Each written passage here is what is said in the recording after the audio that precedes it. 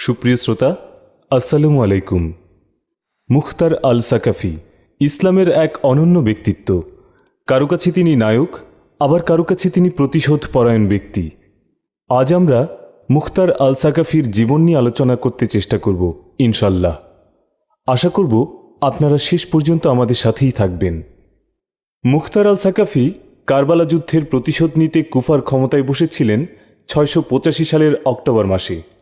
মাত্র 18 মাসের ক্ষমতায় তিনি শিমার ও ওবায়দুল্লাহ সহ কারবালা হত্যাকাণ্ডে অভিযুক্ত প্রায় সকলকেই হত্যা করেছিলেন।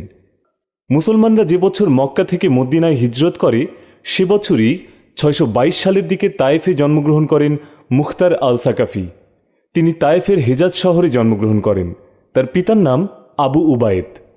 মহানবী সাল্লাল্লাহু আলাইহি ওয়াসাল্লামের মৃত্যুর সময় মুখতার 10 বছরের বালক।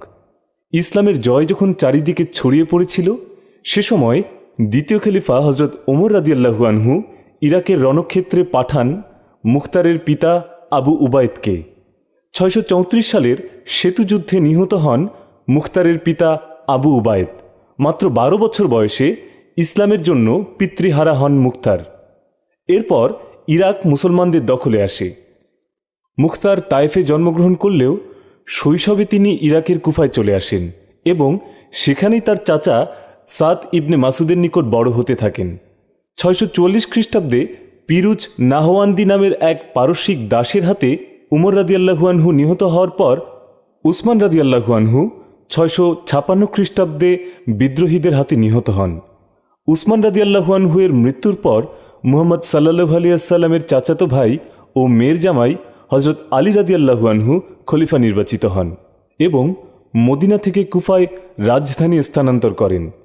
মুখতার আল সাকাফি সেখানেই কিছু ছোটখাটো প্রশাসনিক দায়িত্ব পালন করেন এবং সে সময় তার চাচাও নিকটবর্তী আল মাদাইনের গভর্নর নিযুক্ত হন। 680 সালে যখন কারবালার হত্যাকাণ্ড ঘটে তখন মুখতারের বয়স ছিল 58 বছর। তার মাত্র 6 মাস আগে ইয়াজিদ জোর করে ক্ষমতা গ্রহণ করে। তখন মুখতার ছিলেন কুফায়। আল ইয়াজিদের এই খিলাফতকে মুখতার আল সাকাফি অস্বীকার করে, যার ফলে কুফার জনগণও ইয়াজিদের খেলাফতকে মেনে নেয়নি। ফলে কুফার জনগণ ইমাম হোসেনের পক্ষে বায়াত নেয়ার প্রতিশ্রুতি দিয়েছিল, কিন্তু যদিও পরে কুফাবাসী সেই প্রতিশ্রুতি ভঙ্গ করেছিল। মুখতার সে সময় ইমাম হুসাইনকে চিঠি দিয়ে জানিয়েছিলেন তিনি যেন কুফায় চলে আসেন। ইমাম হুসাইন তখন তার চাচাতো ভাই ওকিলকে কুফায় পাঠিয়েছিলেন পরিস্থিতি পর্যবেক্ষণের জন্য। ওকিল তখন কুফায় মুখতারের বাড়িতে ছিলেন। কুফায় সে সময় গভর্নর ছিলেন উবায়দুল্লাহ ইবনে জিয়াদ, আর এই জিয়াদের নির্দেশেই ইমাম হুসাইনের চাচাতো ভাই ওকিলকে হত্যা করা হয়। বন্দি করা হয় মুখতারকেও। এরপর অক্টোবরের 10 তারিখে কারবালায় নির্মমভাবে হত্যা করা হয় মহানবীর প্রিয় নাতি ইমাম হুসাইন ও তার 72 জন সঙ্গীকে। আর সেই যুদ্ধের সময় মুখতার আল সাকাফি কুফার বন্দিশালায় বন্দী ছিলেন। কারবালা যুদ্ধ শেষে ইয়াজিদের অত্যাচার আরও বাড়তে থাকে। মদিনা ও মক্কায় বিদ্রোহ শুরু হয় এই অমানবিক হত্যার প্রতিবাদে। ইয়াজিদ এবার মদিনা আক্রমণ করেন। মক্কা তখন আবদুল্লাহ ইবনে জুবায়েরের নেতৃত্বে। মুখতার কুফার জেল থেকে মুক্ত হন ইসলামের দ্বিতীয় খলিফা হজরত উমর রাদিয়াল্লাহু আনহু এর ছেলে আবদুল্লাহর সহযোগিতায়। মুখতারের সাথে আবদুল্লাহর পারিবারিক সম্পর্ক ছিল, কারণ আবদুল্লাহর স্ত্রী সোফিয়া হলেন মুখতারের ছোট বোন। এরপর মক্কায় ফিরে আসেন মুখতার। ইবনে জুবায়েরের সাথে তখন সখ্যতা বাড়তে থাকে তার। প্রথমে দ্বিমত থাকলেও পরে ইবনে জুবায়ের তাকে খেলাফতের উচ্চ পদ প্রদান করেন। ইয়াজিদের মৃত্যুর 5 মাসের মাথায় কুফায় ফিরে কারবালা হত্যাকাণ্ডের প্রতিশোধ নেয়ার পক্ষে জনমত গড়তে থাকেন মুখতার আল সাকাফি। সেখানে আগে থেকেই হরকাতুন তাওয়াবিন বা তওবাকারীদের আন্দোলন নামের এই বিপ্লবের নেতৃত্ব দিচ্ছিলেন সুলাইমান ইবনে সুরাত নামের একজন সাহাবী, যারা কিনা কারবালায় মহানবীর বংশের এমন নির্মম হত্যাকাণ্ডের জন্য নিজেদেরকে দায়ী মনে করতেন। মুখতার তাদের এই আন্দোলনকে নিজের পক্ষে জনমত গঠনের কাজে ব্যবহার করেন। কুফায় জনপ্রিয় হয়ে উঠতে থাকেন মুখতার আল সাকাফি। এরপর পরিস্থিতি দ্রুত পরিবর্তন হতে শুরু করে।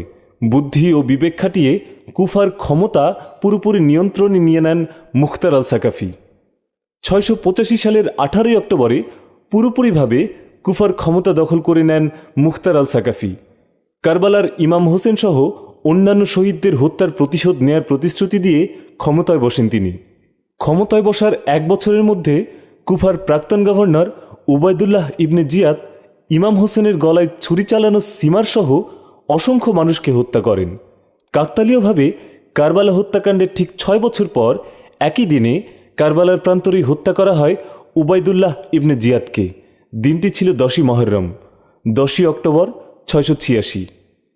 ইয়াজিদের মৃত্যুর পর মুখতারের সাথে ইবনে জুবাইরের যে সখ্যতা তৈরি হয়েছিল ধীরে ধীরে তা কমতে শুরু করে। একসময় সুসম্পর্ক ধীরে ধীরে শত্রুতায় রূপ নেয়। সাকাফির প্রতি বিশ্বাস হারাতে শুরু করে ইবনে জুবাইর। শেষে মুখতারকে নিয়ন্ত্রণ করতে ভাই মাসহাবকে কুফায় প্রেরণ করতে বাধ্য হন জুবাইর। তার সৈন্যবাহিনীর বেশিরভাগ অংশই ছিল মুখতারের শাস্তি থেকে বাঁচতে মক্কায় পালিয়ে আসা অভিজাত বংশের লোক। এরপর 4 মাস অবরোধ থাকার পর 687 সালের 3রা এপ্রিল 19 জন সঙ্গীসহ মাসহাবের বাহিনীর নিকট প্রাণ হারান মুখতার আল সাকাফি। 19 জন ছাড়া বাকি 6000 সৈন্য মুখতারের পক্ষে যুদ্ধ করতে অস্বীকৃতি জানিয়েছিল।